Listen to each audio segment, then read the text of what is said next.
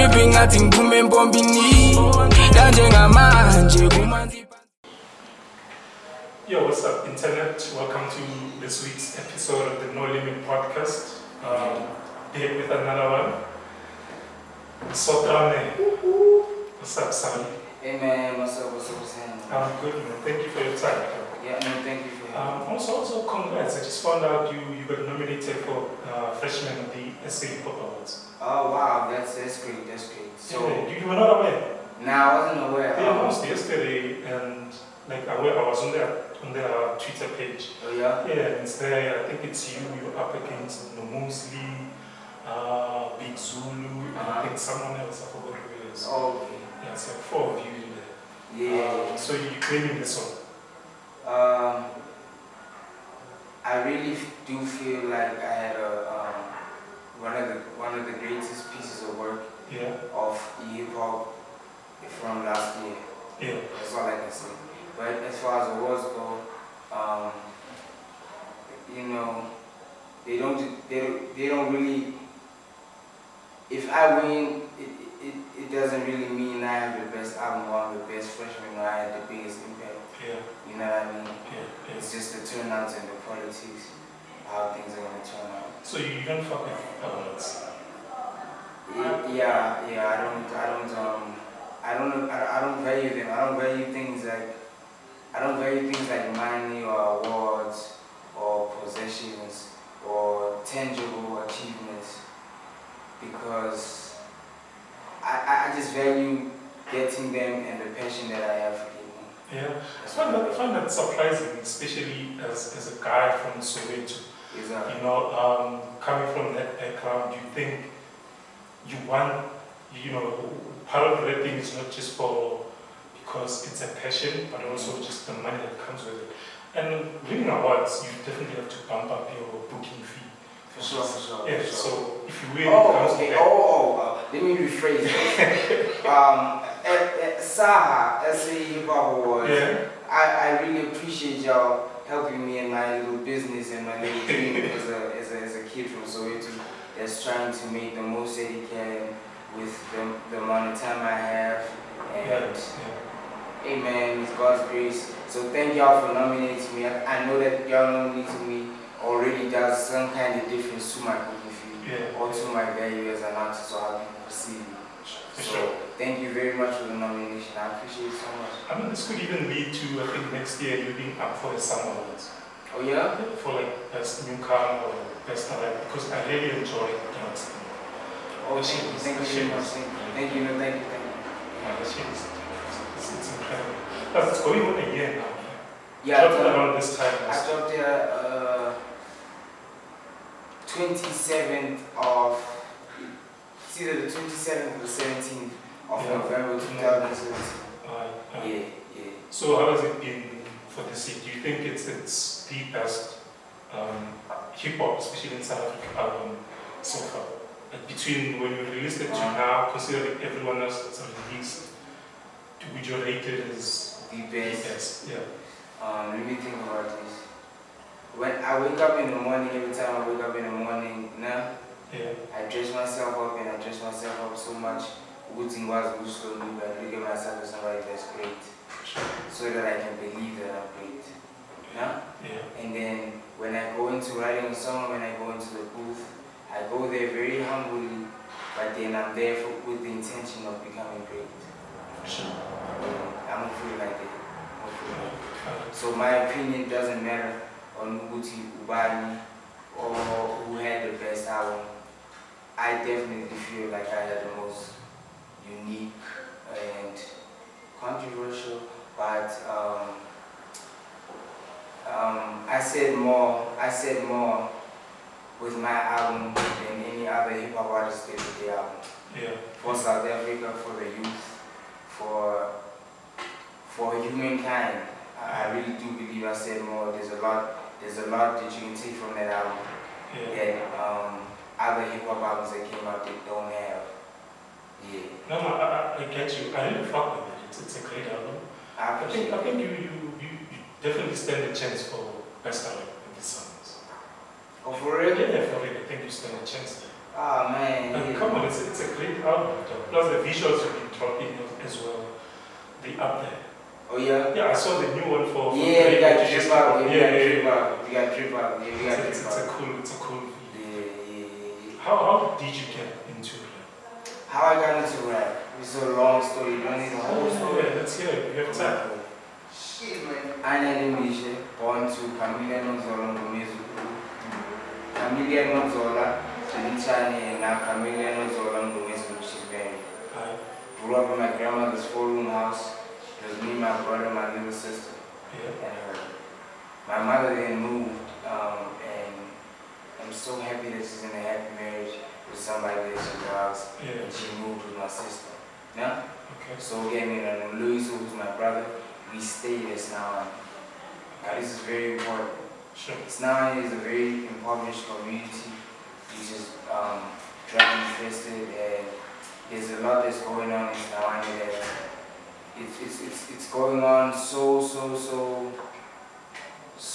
openly that I don't think there's even anybody trying to stop it. I always see cops coming through in the hood, but I don't never see crime start. They don't do shit. They don't do shit. So, but my point is, okay, cool.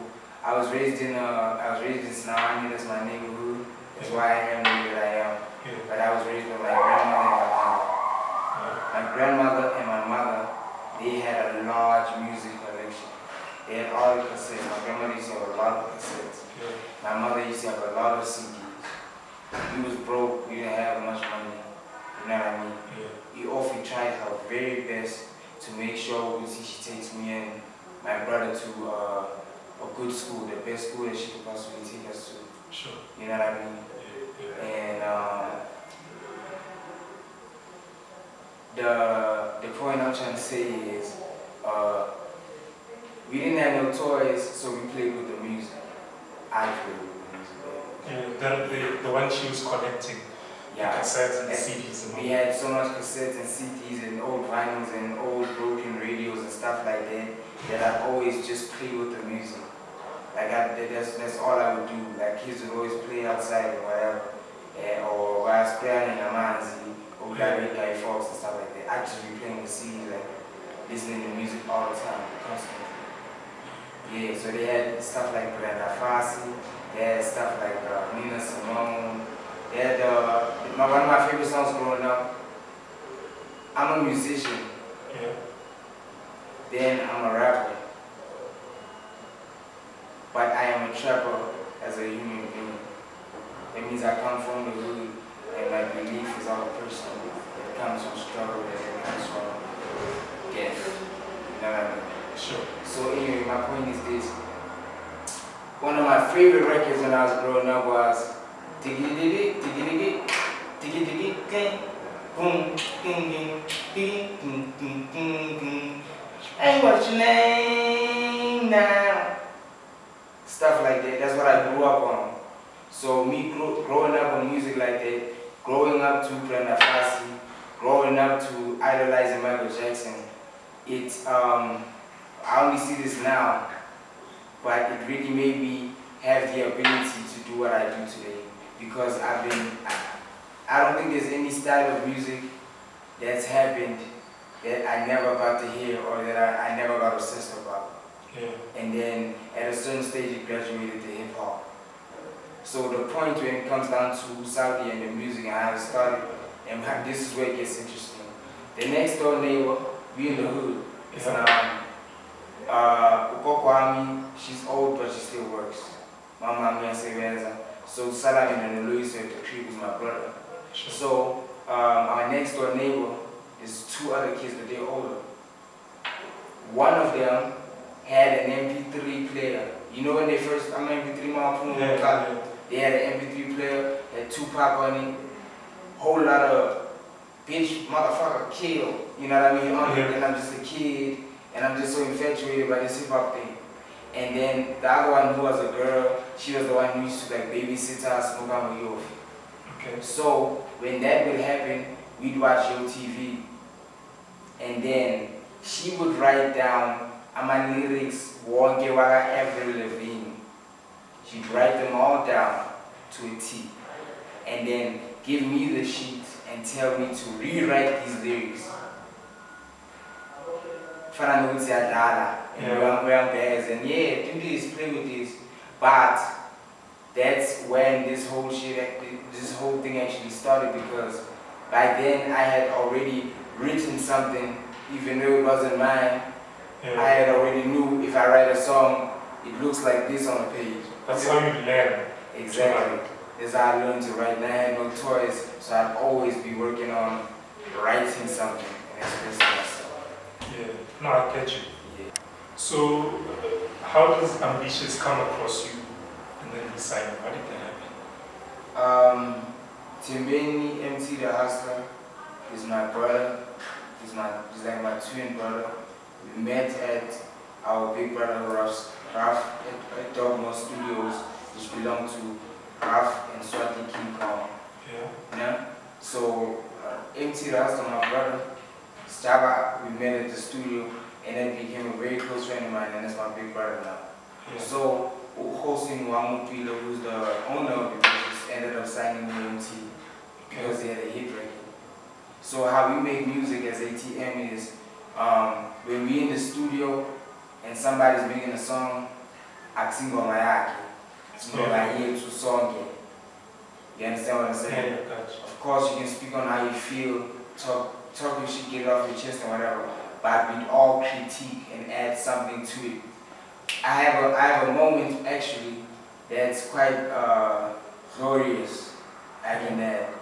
UMT was in the booth and he was about to finish up the last part. What's the part before Call Me Solomon? The part before that.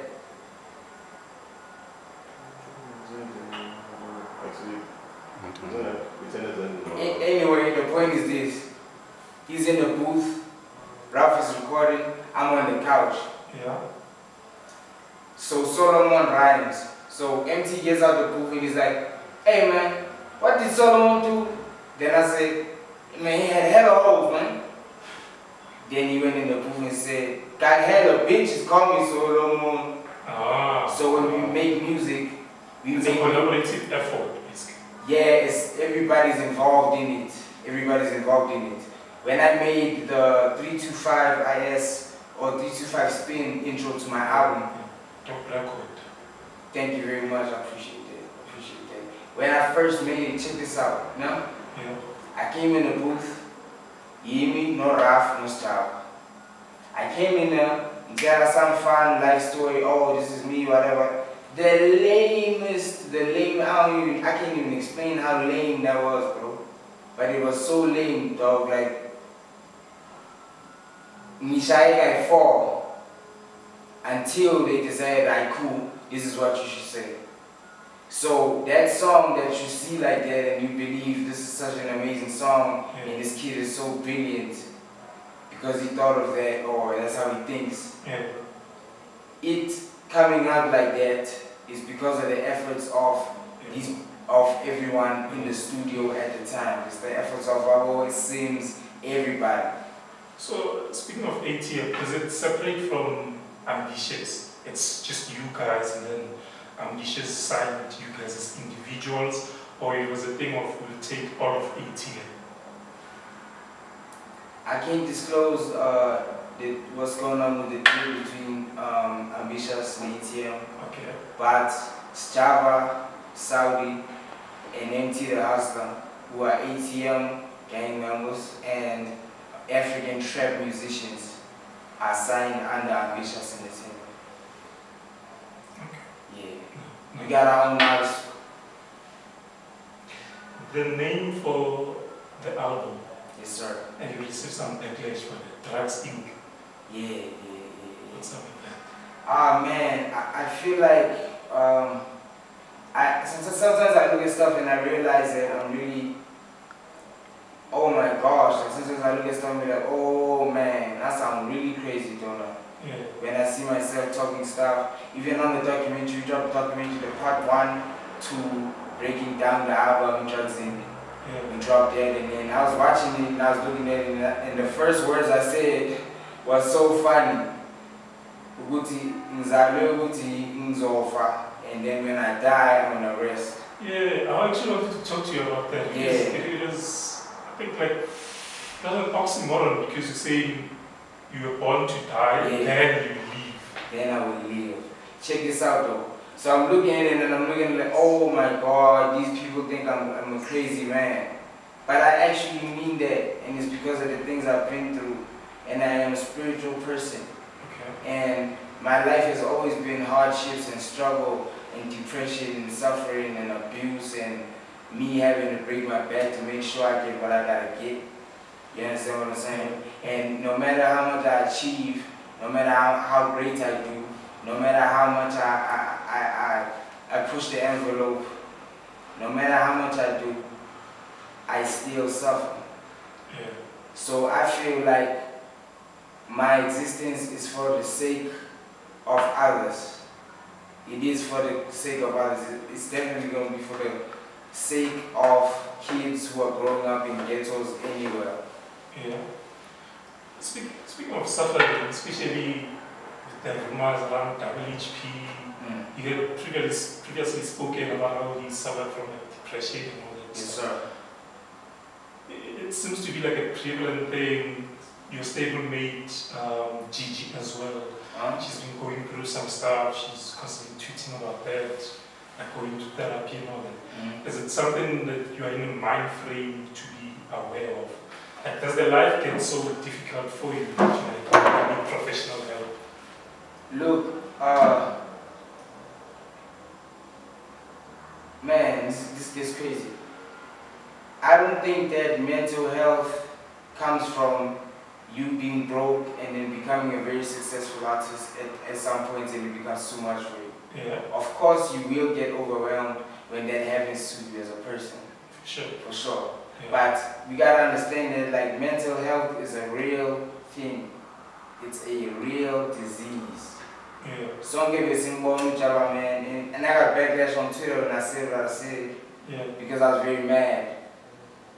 I said, Muti, like, why are y'all playing all these songs on radio and this person just passed away and we've all been watching him deteriorate for the last 2 years. Simbona Muti, he's going through something and he really does need help.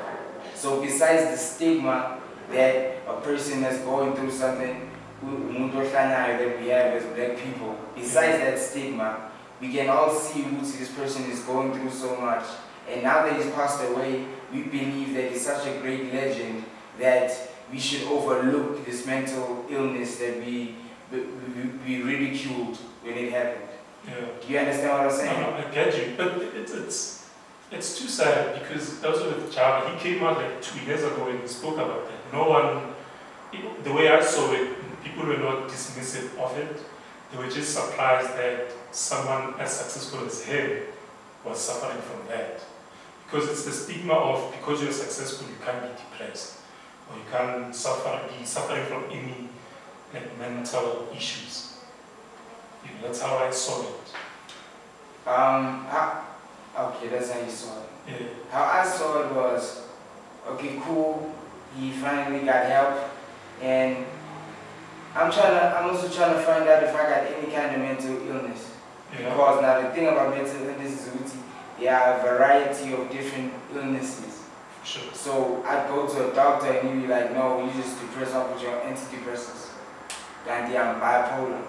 And y'all just don't understand. Yeah. So y'all send me home and then y'all give me a sheet that would say, do this, and then that person does not get help at the end.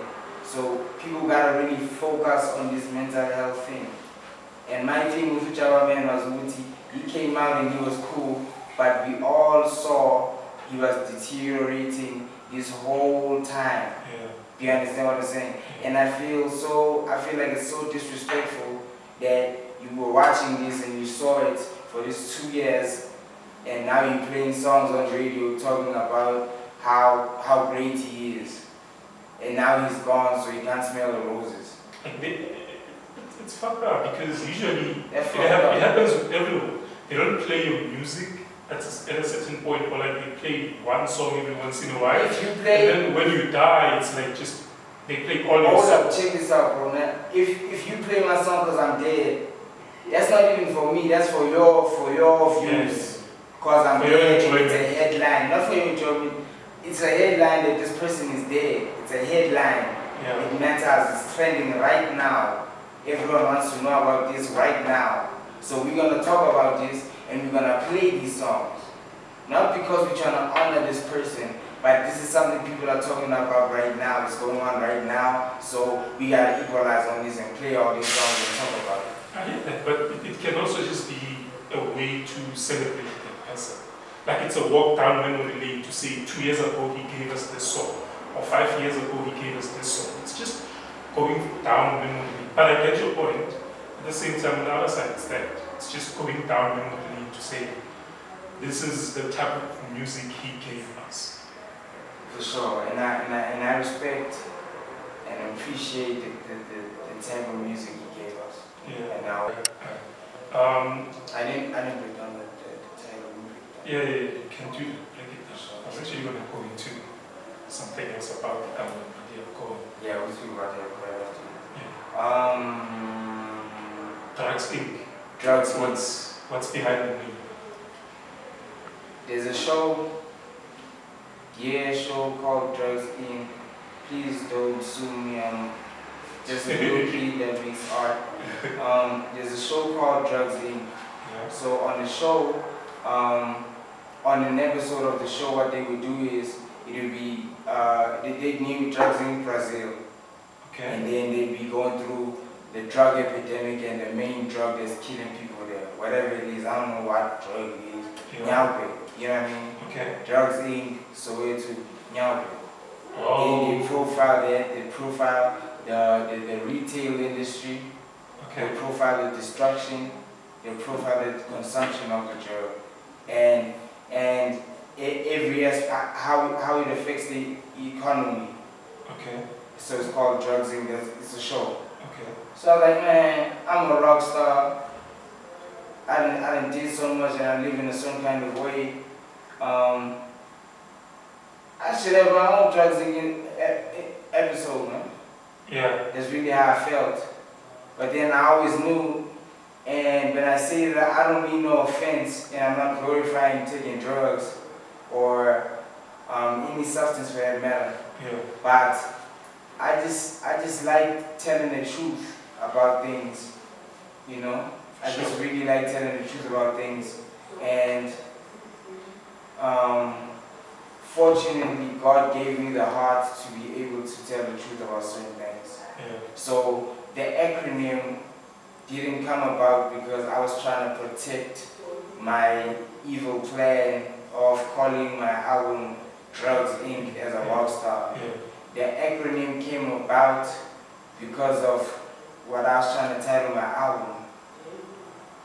But at the same time, I know exactly how much drugs have destroyed the neighborhoods in Gaslam, and how much drugs have fed families in Gaslam.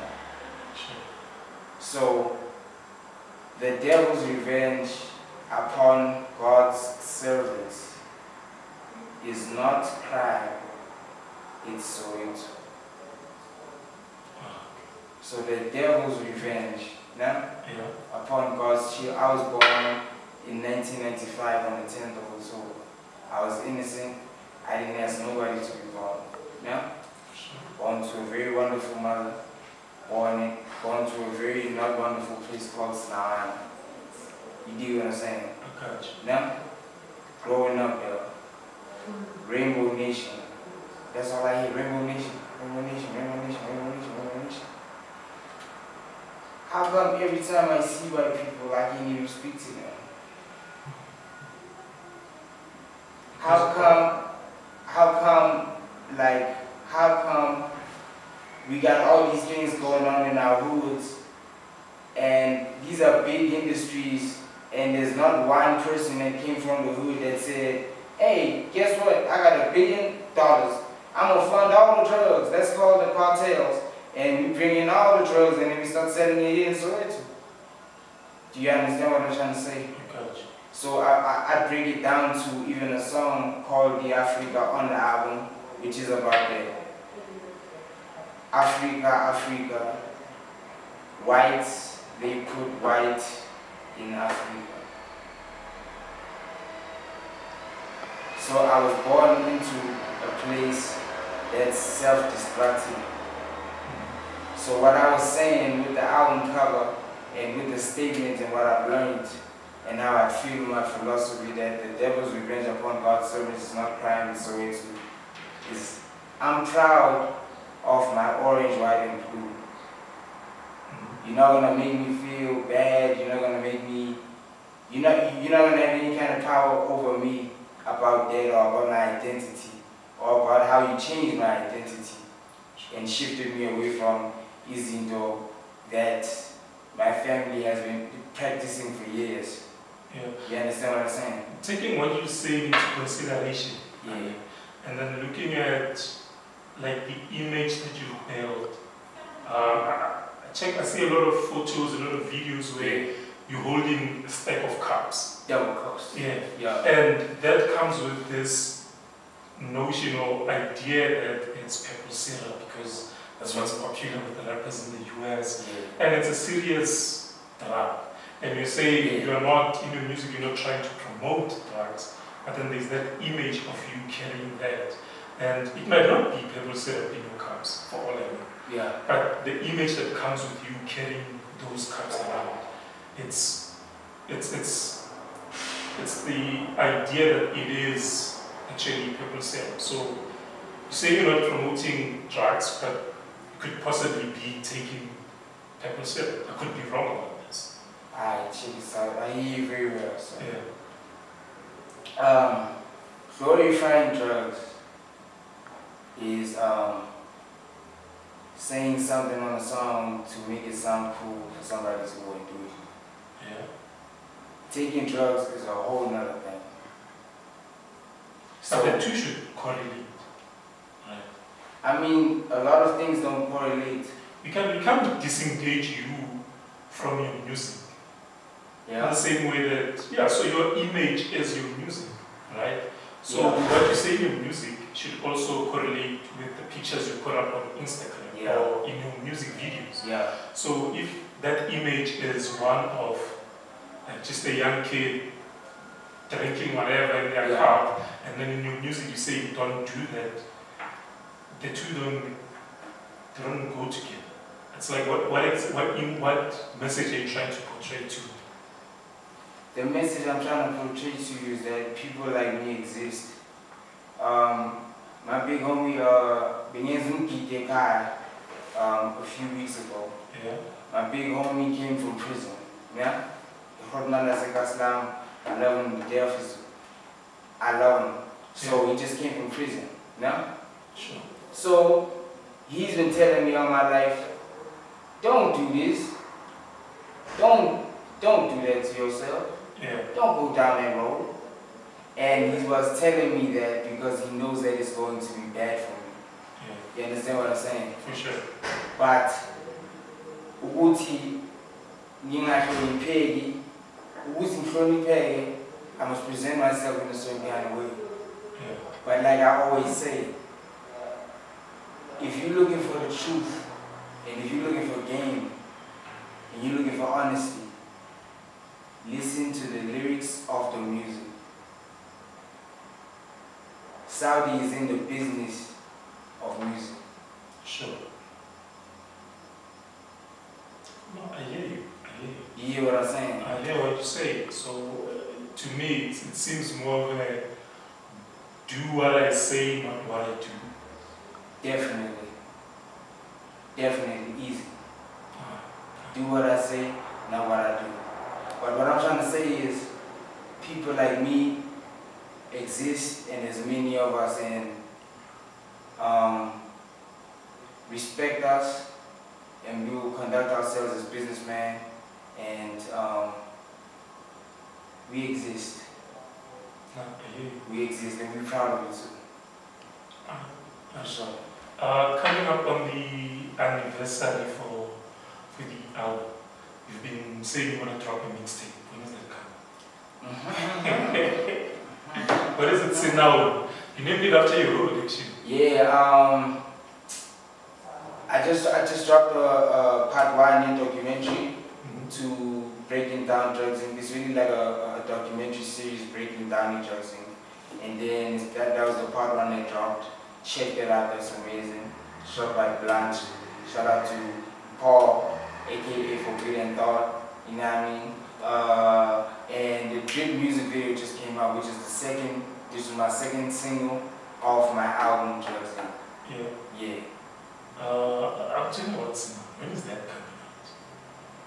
Every time people speak about Soweto,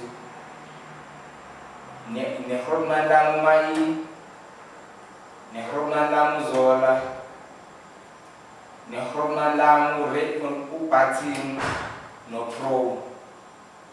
Every single time we counter amakasi or say Soweto, nobody ever says Nawan.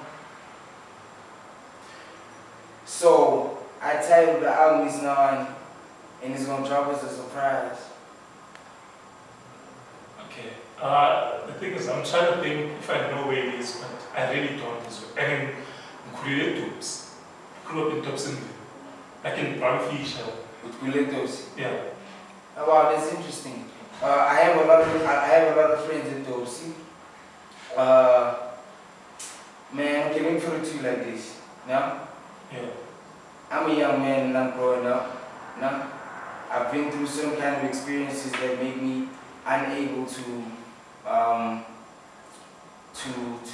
obey certain kinds of rules and certain kinds of standards. Sure. So I would put it blunt. I put stuff blunt to people because it's just the way that I am. Yeah.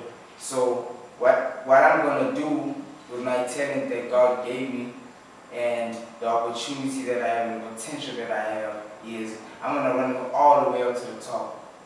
Sure. All the way up to the top, the pop star. But I need everybody to know that I am an actual trapper and I am from a place called Islam. Sure. So that's what that's gonna be for. Who's gonna be featured on the next tape? Is it ATM, or you're just gonna be bringing new kids from Sinhala and feature them in there? Let me put it like this. I'll have drips and drabs of what you can expect from the future. Okay. My next album, or my sophomore album, is called Japan 4. And Japan 4 is a musical genre and style that I came up with myself. You know what I mean? So it's a mixture of all the commercial music, all the pop, all the reggae, all the trap, all the ballads. It's just a mixture of all of them with digital bass. Okay. And it's a very amazing sound, and I'm gonna have little drips and drabs of that in Snawan. But in Snawan, what I'm trying to do is I'm just trying to give people a 20-song period of time to understand who I am, what I come from, and why I am the way that I am. Yeah. And it's the last time it's gonna happen. Okay. So I'm gonna keep it 100.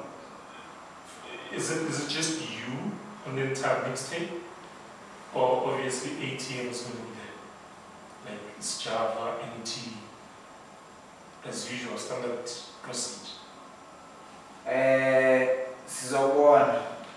So we don't plan then. Don't plan. No, we don't plan then. And then And it's my first mixtape. Ever. Ever. I mean, and it's the first time where I never got a chance to explain or to make people really understand who I am. And for the most part, what happened to me was I found myself disrespected, disregarded, and played because I just didn't explain to people who I'm trying my best to be nice and friendly and, you know what I mean, be an open person. But that's not the kind of person that I am, and it becomes very hard for me to deal with people. You dig what I'm saying? Yeah. So I just want people to understand who I am and where I come from. And due to certain experiences, I've had instances, is that the word? Yeah. Instances where I was in the hood and homie kept on coming to the car, peeping the car. Yeah. So he kept on coming to the car, peeping the car. So I'm already in full position, having that thing on me. We can imagine what that thing could be. Yeah. And when we drove off, I didn't hear what he said, but I saw his mouth say, "It's him." Yeah. So I have a real big problem with understanding Uguti. I'm some kind of star. Yeah. You know what I mean? And I'm so defensive and militant minded that I thought that this person actually wants problems. Yeah. Like this person just wanted to. All you probably want to do is picture. Yeah, so now and then I'm trying to, it's definitely going to be more raps. So rap out here by fire. More trap, and I'm a trap out of control there by fire. But it's a HD depiction of who I am and what I am when it boils down. The raw 100% who I actually am, besides the talented recording artist. Okay, let's close this way. You say it's gonna be the best mixtape ever. I feel like right now, even years later, Nasty C's Price City reigns supreme. Yeah. Are you knocking that out? Or are you competing with it at least? Let me put it like this. Now, yeah. We ask people from the streets, like we don't really do it like digital rap thing. I want Nasty, shout out Nasty C, that's my boy. I want Nasty, they got like they really handle a lot of stuff on the commercial scale. Okay. And the mixtape market, how it works is this. You take out these songs and it's a mix down of these songs. It's not a bunch of recordings in an album. It's an actual mix down of songs that you have created for the hood and for people who love your music. Sure. So that's what an actual mixtape is. And then it also comes with a lot of collaborations, and then it opens up a whole nother portal of something similar to when people were battle rapping. Yeah. Do you understand what I'm saying? Okay. It brings that shit right back to the culture. An actual mixtape and not a compilation of songs that are not on my album that I put out and called a mixtape. Yeah. I hear you. Yes, sir. Yo, this has been dope, Saudi. Yes, sir. Sotra Man. As usual, you can catch the podcast on SoundCloud, No Limit Podcast. We are on Spotify, iTunes as well. You can catch the video version of the podcast on YouTube. Search for No Limit Podcast. Every Thursday we drop a new episode. Thanks once more, man. Thank you very much for having me. We out. Till next week. Peace. Peace.